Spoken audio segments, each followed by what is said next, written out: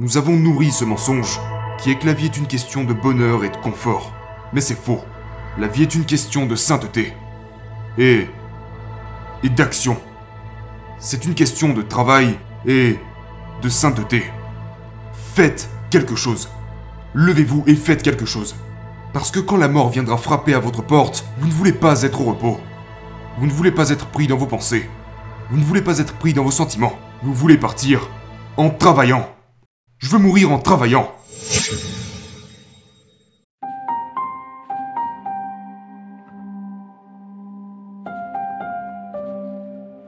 Nous vivons dans un monde où la mortalité est mise à l'écart.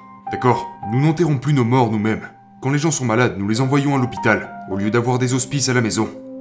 Nous ne tuons même plus nos propres animaux. Non, nous allons au supermarché acheter de la viande. Nous sommes complètement déconnectés de la mortalité, de la mort. Et vous ne pouvez pas vivre. Nous ne pouvons pas vivre si nous ne gardons pas au premier plan notre propre mort. C'est pourquoi je suis tellement attiré par le catholicisme. Parce que ils disent que c'est dur de vivre comme un catholique, mais facile de mourir comme un catholique. Parce que nous vivons constamment notre vie dans l'état d'esprit du fait que nous allons mourir. Nous allons mourir. Je vais mourir. Et si vous vous êtes déjà retrouvé proche de la mort, vous avez sûrement commencé à penser « Et maintenant quoi ?» Tout d'abord, qu'est-ce que j'ai laissé derrière moi et vers où je me dirige maintenant? Je pense qu'il est important que les hommes pensent à la mort. Je crois que penser à la mort remet notre vie en ordre. Je pense qu'une partie du chaos que nous traversons dans notre culture est due au fait que nous ne considérons pas notre vie après la mort. Après, peut-être qu'il n'y a pas de vie après la mort. Peut-être que vous ne serez rien de plus qu'un vieux tas d'os et de poussière, que vous allez mourir, vous retrouver sous terre et puis rien ne se passera. Mais ça ne peut pas être vrai. Ça ne peut absolument pas être vrai. Car il y a une énergie qui nous soutient, qui nous alimente. Nous avons une âme, et une âme ne peut pas mourir. L'âme est la conscience. Toutes vos pensées, tous vos sentiments, toutes vos peurs, votre colère, votre tristesse, tous vos péchés, toutes vos bonnes actions, vous suivront jusqu'à la tombe. Ne croyez pas que ça va disparaître. Ces expériences ne disparaissent pas.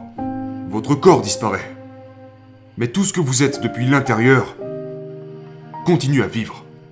Maintenant, est-ce que vous allez vivre? Est-ce que votre âme va vivre dans un état de félicité, de nirvana, un état de paradis, d'accord? Parce que vous n'avez aucune culpabilité, aucune honte, aucun regret dans votre vie. Ou alors, serez-vous tourmenté pour l'éternité parce que vous vous êtes lamenté, parce que vous avez pleurniché, parce que vous vous êtes apitoyé sur vous-même? Si ce que je viens de dire sonne vrai pour vous, que vous êtes déterminé à mourir vertueusement, il vaut mieux mourir vertueusement que vivre lâchement. Si vous vivez correctement, si vous vivez en état de grâce, si vous faites ce qu'il faut, et que vous vivez sur le droit chemin, alors la mort ne devrait pas être un problème pour vous. Vous ne devriez pas avoir peur de la mort. Vous pourriez simplement vous ouvrir à la perspective de la mort, les bras ouverts. C'est ce que faisaient les hommes du passé qui étaient confrontés à leur mortalité sur une base quotidienne. Les hommes confrontaient leur mortalité quotidiennement. Parce qu'en fait, c'est nous qui sommes devenus tellement habitués à vivre somptueusement que nous oublions. Mais l'une des choses que les hommes du passé faisaient, et je me souviens avoir vu ça à plusieurs reprises sur des tableaux d'art, c'est que les hommes emportaient avec eux, gardaient près d'eux sur leur bureau un crâne humain, ou l'interprétation d'un crâne humain. Pourquoi? Parce que ça leur permettait de se souvenir à chaque instant « Je pourrais mourir maintenant ». Et quand vous réfléchissez à cette question, la prochaine chose devrait être « Comment je vis ma vie et est-ce que je mérite le paradis futur ?» Vivez votre vie maintenant. C'est juste mon opinion. Vous savez, comme je le dis souvent quand je parle de choses avec vous, je vous donne juste mon opinion, ce que je pense. Vivez votre vie comme un saint à chaque instant. Vous avez l'opportunité de réparer vos torts. Pardonnez les gens que vous devez pardonner. Vivez avec légèreté. Déchargez-vous de vos fardeaux, parce que vous pouvez mourir.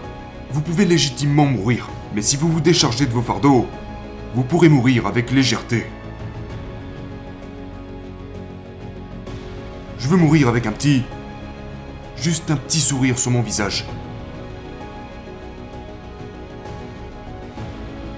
Savez-vous que votre état émotionnel, que l'état de vos pensées et de vos émotions, au moment de votre mort, s'imprime directement en vous pour l'éternité? Donc quand ce jour arrivera, Si j'ai la possibilité de voir le jour de ma mort arriver, je ferai tout mon possible pour demander pardon et mettre un sourire sur mon visage.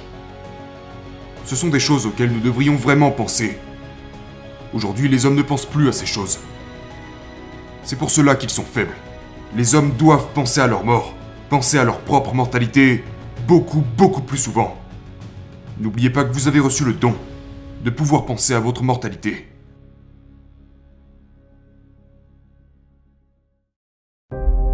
Mon opinion est... Faites maintenant ce que vous pouvez avec ce que vous avez. Vous devez faire quelque chose qui vous donne l'impression d'être utile. De cette façon, vous pouvez libérer votre esprit de tout ce qui est inutile et vous concentrer alors sur couper du bois, transporter l'eau, couper du bois, transporter l'eau, couper du bois, transporter l'eau, mourir. C'est ce que la vie est en réalité. La vie n'est pas, vous savez, nous avons nourri ce mensonge qui est que la vie est une question de bonheur et de confort. Mais c'est faux. La vie est une question de sainteté. Et d'action. C'est une question de travail et de sainteté. Sanctifiez votre âme, travaillez votre corps. Sanctifier son âme et travailler son corps revient à couper du bois et transporter l'eau. Le bois est le corps, l'eau est l'âme. Faites quelque chose. Levez-vous et faites quelque chose. Parce que quand la mort viendra frapper à votre porte, vous ne voulez pas être au repos. Vous ne voulez pas être pris dans vos pensées. Vous ne voulez pas être pris dans vos sentiments. Vous voulez partir en travaillant. Je veux mourir en travaillant.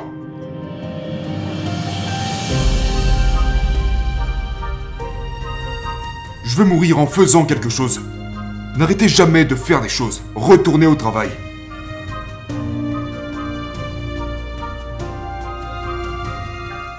Dans quel état d'esprit voulez-vous mourir? Vous voulez mourir dans un état de peur, de tremblement, ou mourir dans un état de courage et de force?